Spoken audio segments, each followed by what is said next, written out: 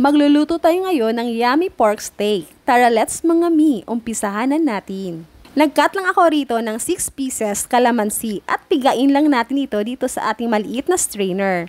6 lang ang ginamit ko dahil may natira pa kasi akong maliit na 2 slice na lemon sa ref. Alam naman tayong mga mami, ayaw nating may nasasayang. Naglagay na rin ako ng 1/3 cup of soy sauce. Nag-add din ako ng 1 tablespoon of Knorr seasoning, 1 tablespoon of oyster sauce, at magbudbud tayo ng paminta. Haluin lang natin ito para mag-mix lahat itong ating sauce. Ibabad na natin itong ating mga pork chop. Siguraduhin lang natin na makoat lahat natin ito dito sa ating sauce. Balik-balik ta rin din natin. Pag nababad na natin ito lahat, set aside muna para ma-marinate ng 2 to 3 hours or mas maina, mas matagal, mas pinasarap. Habang minamarinate pa natin itong ating mga pork chop, i-prepare na natin itong ating bawang. Balatan lang natin ito at i-cut lang natin ito ng maliliit. Gumamit din ako ng 2 white onion. Islice ko lang ito ng ganito kalalaki at hiwa-hiwalayin lang natin ito. Ilagay ko lang ito lahat muna dito sa malinis na plate. After 3 hours, kinuha ko na yung minarinate nating pork chop. Ihiwalay lang natin lahat ang mga pork sa sauce.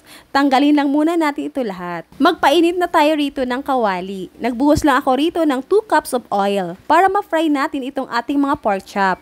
Pag mainit na yung oil, pwede natin ilagay itong ating mga pork. 3 pieces lang ang magkasya dito sa aking maliit na kawali. Kinat ko na pala yung bandang balat dito sa ating pork para mag-flat ito pag pina-fry natin, para yung sa gitna ay maluluto din. Pag medyo na golden brown na ito, pwede natin itong hanguin isa-isa. Same pan uli, nilinisan ko lang ito. Naglagay lang ako ng konting mantika, saka igisa ko na itong ating mga bawang.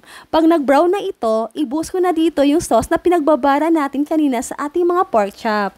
Nag-add lang ako ng kalahating pork cubes riyan. Optional lang naman. Tunawin lang natin.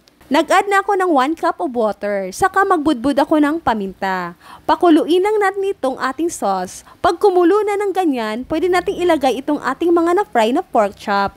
Ilublob lang natin ito isa-isa at balik-balik ta rin para yung kabilang side din ay mababad ng ating sauce. Ilagay lang natin lahat at takpan lang muna natin ito. Siguraduhin lang natin na sa mahinang apoy lamang para di agad maubos ang ating sauce. Check lang natin ito at balik-balik ta rin. Pag lumapot ang ating sauce ay pwede na iyan. Pwede nating ilagay itong ating mga white onion. Ikalat lang natin ito. Ayan na yung napakasarap nating pork steak. Mag-plating na tayo. Syempre, masarap ito sa kanin. Mapaparami na naman ako ng kanin ito. Kayo ba mga mi? Anong style pag nagluluto kayo ng mga pork steak nyo? Pwede kayo mag-share sa comment section. Thank you for watching. Huwag kalimutang paki-like, follow and share dito sa aking page, Mami Christine Vlog.